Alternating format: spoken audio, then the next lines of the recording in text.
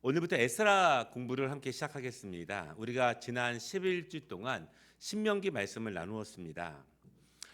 BC 주전 1200년 초에 모세는 신명기를 남기고 하나님의 나라로 갔습니다. 그리고 여호수아와 함께 이스라엘 백성들은 가나안에 들어가게 되지 않습니까? 약 주전 1230년에서 1210년 정도의 가나안 땅에 들어간 것으로 고고학자들은 추정을 하고 있어요. 모세가 하나님으로부터 받은 말씀, 그 땅을 약속으로 주셨다고 하는 그 말씀은 그대로 이루어졌습니다. 하나님이 그들의 삶을 인도해 주셔서 그들에게 약속의 땅을 주셨죠. 그런데 이 하나님의 말씀은 그대로 이루어지기 때문에 안타깝게도 이스라엘은 나중에 그 땅에서 멸망하는 것도 그 말씀대로 이루어졌습니다. 하나님 말씀대로 살았을 때 그 땅을 얻었고 하나님 말씀을 떠났을 때 그 말씀도 그대로 이루어지게 됩니다. 나중에 역사적인 사실을 보면 먼저 남쪽과 북쪽으로 갈라진 다음에 북쪽 이스라엘 왕국은요 주전 722년에 아수르에게 멸망을 당했습니다. 그러니까 사사시대부터 여호수아 이후에 사사시대부터 왕국 시대까지 왕들이 있는 시대까지 500년밖에 되지 않아요. 그리고 남쪽 유다는요 북쪽 이스라엘이 멸망하고 한 약 140년 정도 흐른 후에 주전 586년에 바벨론에 의해서 멸망을 당했습니다. 그러니까 여호수아가 죽고 나서 한 630년 정도 후에 이스라엘은 흔적도 없이 사라지게 된 것입니다. 우리가 보통 조선왕조 500년 그런데 그거보다 조금 더 긴 시간 동안만 이 가나안 땅에서 살게 되었다는 것입니다. 그러니까 신명기 말씀은 그대로 이루어졌습니다. 그리고 이스라엘 백성들은 우리가 아는 것처럼 포로로 끌려갔습니다. 모세의 신명기의 말씀이 이루어졌기 때문에 그 말씀, 이 패망에 대한 말씀이 이루어지는 것을 막고자 하나님은 계속해서 선지자들을 보내셨죠. 그 선지자들의 예언도 이루어졌습니다. 그래서 이 예루살렘 주민 약 25%가 그 이상이 바벨론에 포로로 끌려갔습니다. 그리고 이 바벨론의 여러 지역에 흩어져서 그곳에서 필요한 자원으로 일을 했어요. 보통 끌려간 사람들은요 기술자, 고급 인력들, 전문직들입니다. 그들이 끌려갔고 별로 중요하지 않고 병든 사람들, 나이가 많거나 어린 사람들이 남겨졌습니다. 그러니까 그 예루살렘 땅에서 할 수 있는 것이 별로 없었습니다. 그리고 시간이 지난 다음에 오늘 말씀 1절에 보면은 선지자들의 예언처럼 인류 역사를 주관하시는 하나님의 인도하심을 통해서 주전 539년 페르시아 왕 바사 왕, 여러분 페르시아는 지금의 이란의 이 조상들입니다. 조상들.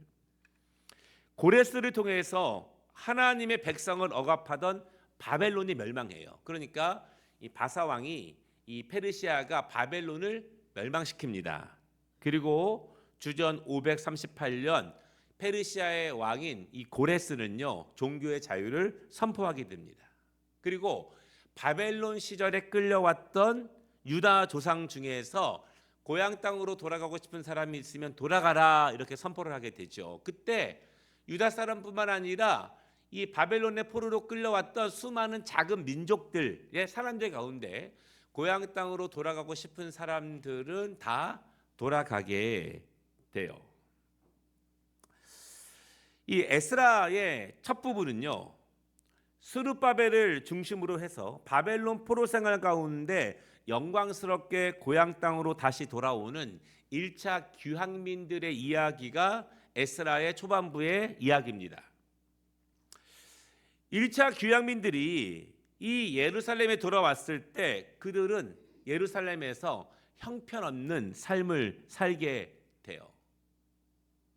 그동안 예루살렘은 더욱더 황폐해졌습니다.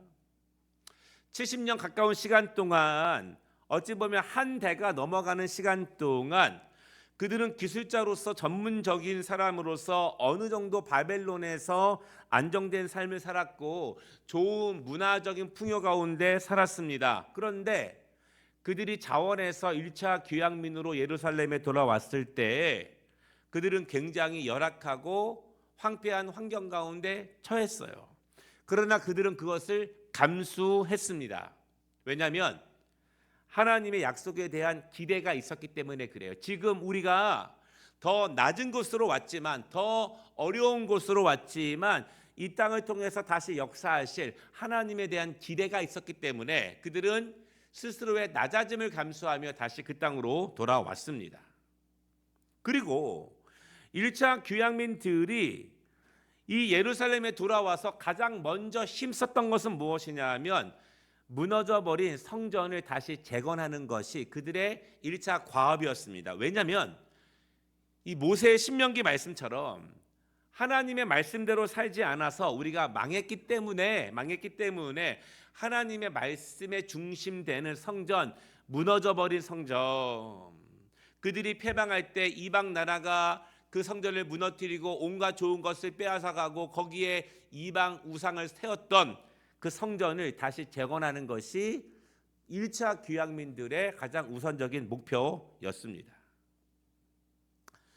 이스라엘 사람들은요, 그들이 패망한 후에 포로로 끌려가서 바벨론 땅에서 처절하게 후회를 했습니다. 회개하면서 이제는 말씀대로 살고자 몸부림을 쳤습니다. 우리가 하나님의 말씀을 떠났기 때문에, 선지자의 말씀을 가볍게 여겼기 때문에 이 나라가 망해서 하나님이 다시 한번 기회를 주신다면, 말씀으로 다시 한번 기회를 주신다고 했으니 우리가 그 기회의 시간에 하나님의 말씀대로 살기 위해서 지금부터 애쓰기 위해서 후회하는 순간부터, 회개하는 순간부터 말씀으로 다시 무장하기 시작합니다. 그래서 바벨론 땅에서 처음 생긴 게 회당이에요. 회당. 성전이 없기 때문에 더 이상, 성전이 없으니 제사가 없기 때문에 그들은 회개하면서 말씀대로 살기 위해서 자녀들에게 계속 율법을 가르치게 됩니다. 때로는 히브리 말로 가르치게 되고 또 나중에는 이 페르시아 말로 가르치게 되고 바벨론 말로 가르치게 되죠. 그래서 여러분 지금도 외국 교회 가보면은요, 우리나라 이제 한국 교회 가보면 보통 KM, 그래서 한국말로 하는 또 예배가 있고 EM, 그래서 영어로 하는 예배가 있어요. 우리나라뿐만 아니라 모든 나라가 다 그럽니다. 중국말로 하는 교회가 있고 그 후손들을 위해서는 영어로 예배드리고, 핀란드 말로 하는 어른들이 있고 그 후손들은 영어로 예배를 드리고, 다 그렇게 되어 있어요. 회당을 만들어서 말씀 교육, 자녀 교육에 최선을 다합니다. 그래서 돌아갈 땅에서는 우리가 말씀대로 살 것이다, 이렇게 그 각오를 바벨론 땅에서부터 시작하죠. 그래서 그들이 돌아왔을 때 가장 온 힘을 기울였던 것은 성전 재건입니다. 삶은 열악했지만 성전 재건에 힘을 쓰지요. 마치 우리가 추수감사절의 유래처럼 청교도의 박해 가운데 처음으로 아메리카로 갔던 사람들이 먼저 성전을 짓고 추수해서 하나님께 감사했던 것처럼 그들의 인생과 민족의 중심은 하나님의 전에 있었습니다. 그런데요, 그렇게 각오했지만, 그렇게 결심했지만, 그렇게 힘을 모았지만 쉽지 않아요. 왜 쉽지 않냐면 이스라엘의 재건을 방해하는 주변 민족들이 있기 때문에 그렇습니다. 여러분 역사를 알지 않습니까? 우리도 우리의 역사를 알지만 이방 사람들이 이스라엘의 역사를 압니다. 언제 이스라엘이 강성했는지 이 주변 나라들이 잘 알지 않겠습니까? 언제 우리가 이스라엘 앞에 낮아졌는지, 언제 우리가 패망했는지, 언제 우리가 조공을 바쳤는지 주변 민족들이 더욱더 잘 알아요. 그래서 주변 민족들이 이스라엘 사람들의 영적인 또한 실제 삶의 힘이 되는 성전 재건을 방해합니다. 특별히요, 북쪽 이스라엘이 먼저 멸망했습니다. 그리고 그 자리에는 아수르가 강제 이주 정책을 펴서 많은 이방인들이 사마리아 지역에 많이 차지하고 있었습니다. 그 사람들이 예루살렘 성전 재건하는 것을 끊임없이 방해합니다. 이제 방해한 내용을 우리가 매주 말씀을 통해 볼 건데요, 그래서 성전 재건이 15년 동안 지체돼요. 우리가 돌아와서 성전을 재건하는 것에 가장 큰 힘을 기울였는데, 계속 노력했는데 수없이 많은 방해 세력이 있어서 15년 동안 지체가 되니 어떻게 됩니까? 우리의 삶은 더욱더 어려워지고 성전 재건은 힘이 들고 기운도 빠지고, 그래서 1차 귀향민들은 소망을 잃어갑니다. 그러던 중에요, 다리오 주기 2년 한 15년 지난 다음에 우리가 알고 있는 학개 선지자 그리고 스가랴 선지자, 그 선지자들이 그때 활동한 선지자들이에요. 그들이 성전 재건에 대한 하나님의 말씀을 힘있게 선포합니다. 다시 일어나서 지치지 말고 방해도 부릅쓰고 하나님의 전을 우리가 완성하자. 그러면서 다시 이스라엘 사람들이 힘을 내어서 마침내 20년이 지난 다음에 총 다리오 주기 6년 주전 515년에 성전 재건 공사를 끝내게 됩니다. 그러니까 1차 귀향민들이 돌아와서 20년 만에 성전을 다시 재건하게 돼요. 15년은 많은 방해 때문에 못하다가 나중에 학개 선지자와 스가랴 선지자의 선언을 통해서 다시 5년 만에 합니다. 그러니까 어찌 보면 하려면 진작할 수 있었던 거예요. 방해가 있었지만, 나중 5년도 방해가 없는 게 아니었거든요. 방해가 있었지만 하려면 또 할 수 있는 일입니다.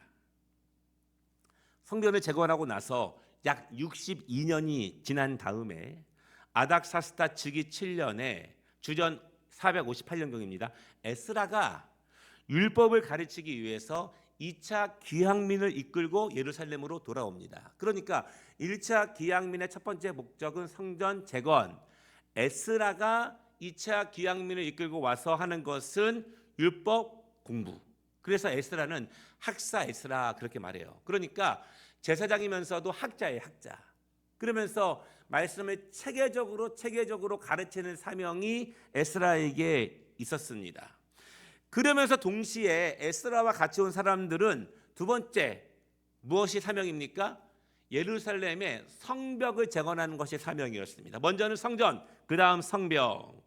역시나 성벽을 재건할 때에도 대적들의 반대와 음모가 굉장히 많아요. 왜냐하면 다시 이스라엘이 힘을 모으고 정신적으로 신앙적으로 뭉쳐지는 것을 두려워하기 때문에 그들은 반대합니다. 여러분, 반대는요, 두려워하니까 반대하는 거예요. 이 사탄의 세력들이 믿음의 사람들을 방해하는 것은 두렵기 때문에 방해하는 것입니다. 우리가 그것을 알고 그것을 이루는 것들이 너무너무 중요하지요. 그런데 또 방해하면, 지체되면 힘을 잃어요. 더 중요한 것, 경제적인 여건은 날마다 더 힘들어집니다. 왜냐하면 성전에 힘을 쏟다 보니 다른 거 많이 하지 못했고, 또 성벽 공사를 하려고 해도 반해가 많으니 점점 힘들어집니다. 그때 나타난 것이 누구예요? 느헤미야. 에스라를 통해서 2차 귀환 후 약 13년 정도 지난 다음에 13년 정도 성벽 공사가 지체될 때 느헤미야가 성벽을 재건하기 위해서 모든 준비를 다 마치고 예루살렘에 도착했습니다. 그리고 예레미야는 며칠 만에 완공을 했을까요? 52일 만에. 52일 만에 완공을 합니다. 그러니까 여러분, 또 우리가 돌아보면 방해가 있지만 하려면 또 할 수 있는 거예요. 하려면 할 수 있는 거예요. 그런 적 있지 않습니까? 저희도 어렸을 때 막 방학 숙제 밀려서 막판에 막 이렇게 하지 않습니까? 해보면 또 하더라고요. 그런데 그렇게 미루고 그렇죠? 하려면 할 수 있는 거예요. 하나님이 우리에게 마음으로 주시는 신앙의 결단들은 대부분 하려면 할 수 있어요. 그러나 미루니 사실 못하게 되죠. 해야 될 것이라면 일찍 끝내는 것이 좋습니다. 일찍 끝내는 것이 좋아요. 여러분 어떻습니까? 여러분 공부하실 때 어떠셨어요? 숙제를요, 이렇게 끝까지 가서 막 하는 분들이 있죠. 끝까지 가서 하는 분들, 또 미리미리 하는 분들이 있어요. 저는 좀 미리미리 하는 사람이에요. 외국에서는 이제 영어로 페이퍼를 낼 때 보통 뭐 다음 달 1일 그러면 한국 사람들 외국인들은요 먼저 써서 영문법 검사도 받아야 되고 이게 잘 썼는지 확인도 받아야 되니까 최소한 한 2주 정도 미리 끝내야 돼요. 그러니까 열심히 해야 됩니다. 그렇지만 이제 현지 사람들이 영어를 잘하니까 질질 끝나다가 막판에 이렇게 해서 내는 사람들도 물론 있습니다. 우리가 신앙적인 결단도 사실은 돌아보면 일찍 감당하는 것이 더욱더 복되고 은혜에 높습니다. 52일 만에 완성을 해요. 그리고 느헤미야는요 12년간 예루살렘에서 사역을 하다가 다시 페르시아로 돌아가서 페르시아 제국의 업무를 보다가 나중에 다시 예루살렘으로 돌아와서 총독의 사역을 감당하게 돼요. 정리해 보면 자막을 보시면은요.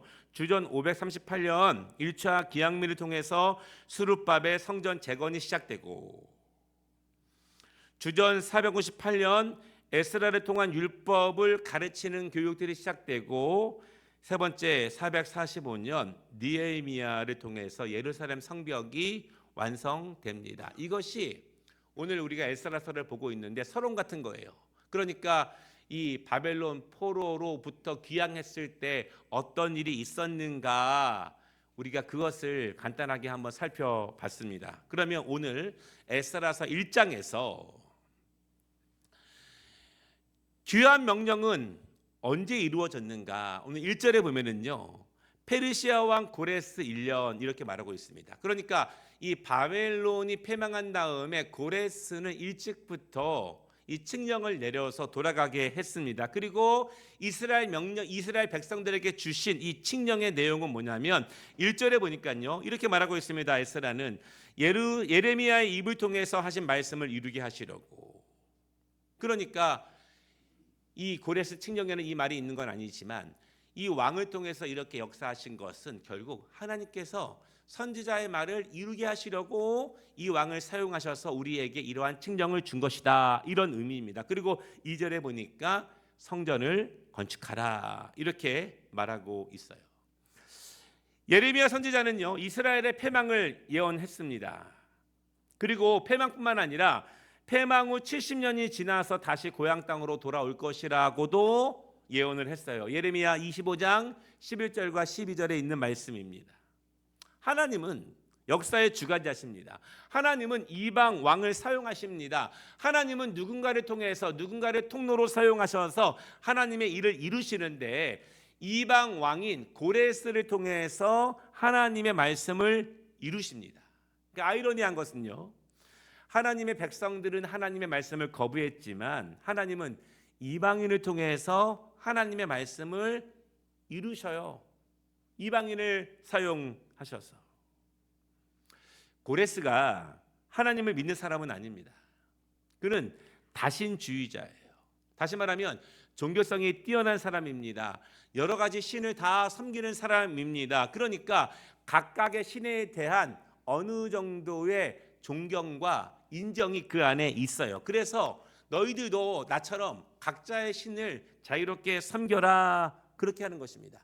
그런데 이것이요 정치적으로도 굉장히 중요했습니다. 왜냐하면 바벨론은 억압하고 그 땅에서 고유한 것을 유지하지 못하기 위해서 강제로 막 이동을 시켰는데 이 고레스는 그들이 통치하고 있는 작은 민족들을 더 잘 다스리기 위해서 그들이 원하는 것을 어느 정도는 할 수 있도록 그렇게 허용을 한 거예요. 2절을 보면은요. 하나님께서 바사왕 고레스의 마음을 감동시키셨다. 그로 하여금 정치적인 결단을 내리게 하셨다. 하나님은 이방 사람을 통해서도 하나님의 약속을 이루시는 분이십니다. 그리고 그의 칙령에 따라서 귀향을 준비하는 사람들이 있습니다. 여러분 그런데 귀향을 준비하는 사람들은 굉장히 위대한 헌신자들입니다. 5절에 보면은요. 유다와 베냐민 족장들, 제사장들, 레위 사람들 하나님께 감동받은 사람들입니다. 그런데 이 바벨론에 거주하는 사람들 중에서 하나님의 감동을 받았지만 부르심을 받고 돌아가기로 결단해서 모든 가족을 이끌고 돌아간 사람은 아주 소수입니다. 그러니까 그들이 회개하면서 하나님이 기회만 주시면 다시 우리가 그 땅에 가서 하나님의 나라를 이루겠습니다. 지금의 시오니즘의 모태가 되는 그들의 종교성이죠. 그러나 정작 1차 귀향민으로 돌아간 사람은 굉장히 소수예요. 왜냐하면 가장 먼저 그들의 여유 있는 삶을 포기해야 됐기 때문에 그렇습니다. 하나님의 말씀을 회복하기 위해서 고향으로 돌아가야 합니다. 그러나 이미 그 땅이 황폐해졌고 경제적으로 어렵다는 것은 소문을 통해서 다 알고 있어요. 여러분, 우리가 이 물질관, 경제관이 신앙적으로 바로 서야 되는 이유는 그것이 우리에게 가장 큰 축복의 통로이기도 하지만 우리의 신앙을 가장 먼저 무너뜨리는 장애물이 되고 올무가 되기 때문이기도 합니다. 그래서 우리가 예수를 믿으면서 온전한 신앙으로 나아갈 때 언제고 하면 분명하게 경제관, 물질관을 내가 신앙으로 다스리지 못하면 계속 우리의 발목이 되고 올무가 되는 것입니다.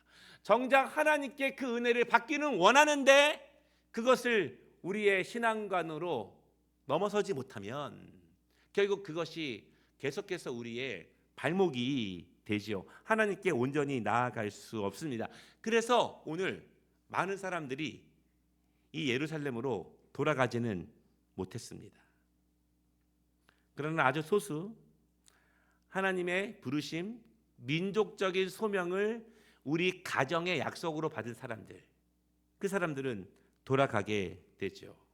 그들이 돌아갈 때 바사왕 이 고레스와 바벨론 주민들, 그리고 우리가 차마 같이 돌아가지는 못하지만 우리 목까지 돌아가서 그 일을 감당할 이 귀향민을 위해서 많은 유대 사람들이 많은 금은을 모아서 그들에게 재정적인 비용으로 함께 나누어 줍니다. 6절에 보니까요, 바벨론 주민들은요, 은과 금과 또한 물품들과 짐승과 보물과 예물을 줍니다.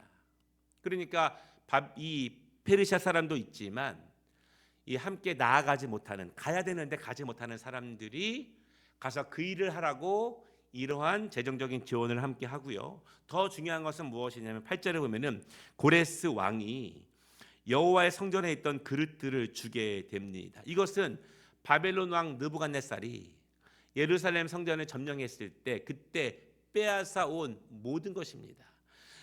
허물어진 성전을 다시 재건할 수는 있겠지만, 그렇죠? 다시 벽돌을 쌓아 올릴 수는 있겠지만, 다시 나무를 세울 수는 있겠지만 그 안은 텅텅 비어 있지 않습니까? 그래서 이 성전에서 빼앗아 온 많은 귀한 것들을 보관했다가 다시 돌려주는 은혜를 갖게 돼요. 이것은 여러분 굉장히 중요한 일이에요. 왜냐하면 이미 어느 순간 전쟁통에 성전의 지성소에 모셔있던 이 법궤가 사라졌습니다. 어디 있는지 몰라요. 그렇지만 성전에서 제사 때, 예식 때 사용했던 많은 도구들을 통해서 하나님이 이 성전을 통해서 일하셨던 그 역사적인 것을 전승할 수 있고, 그리고 성전을 다시 채워갈 수 있는 은혜의 시작이 바로 오늘 고레스 왕을 통해서 전해지는 그러한 물품들입니다. 결론입니다. 왜 이들은 성전 재건에 힘썼을까요? 첫째는요, 하나님께 온전한 예배가 회복되어져야 민족이 회복된다고 믿었습니다. 온전한 예배가 회복되어질 때 가정이 회복되고 민족이 회복된다고 믿는 이스라엘 귀향민들의 믿음. 두 번째는요, 하나님의 말씀이 이루어지는 민족을 이루기 위해서, 여러분 우리 가정만 하나님의 말씀이 이루어지는 것이 아니라 우리 민족 가운데, 북녘 동포들 가운데, 사도행전의 역사처럼 열방 가운데 하나님의 말씀이 이루어질 수 있도록 기도하는 것이 믿음의 사람들의 사명이지요. 세 번째가 중요한데요, 망해보니, 포로가 되어보니 말씀이 이루어진다는 것을 깨달았기 때문에 이제는 다시 그 후회의 전철을 밟지 않기 위해서 그들은 성전 재건에 힘썼습니다. 사랑하는 여러분, 오늘 선교원 신예배를 맞이해서 우리 선교사님들을 축복하고 또 우리 또한 예수의 증인으로서 우리를 통해서 복음의 통로가 되고 복음의 증인되는 사명 감당하시기를 바랍니다. 우리가 먼저 영적으로 온전히 서는 것이 단순히 이 예배만 서는 것이 아니라 우리의 가정이 서고 민족이 서는 가장 큰 출발점임을 믿으시기를 주님의 이름으로 축복합니다.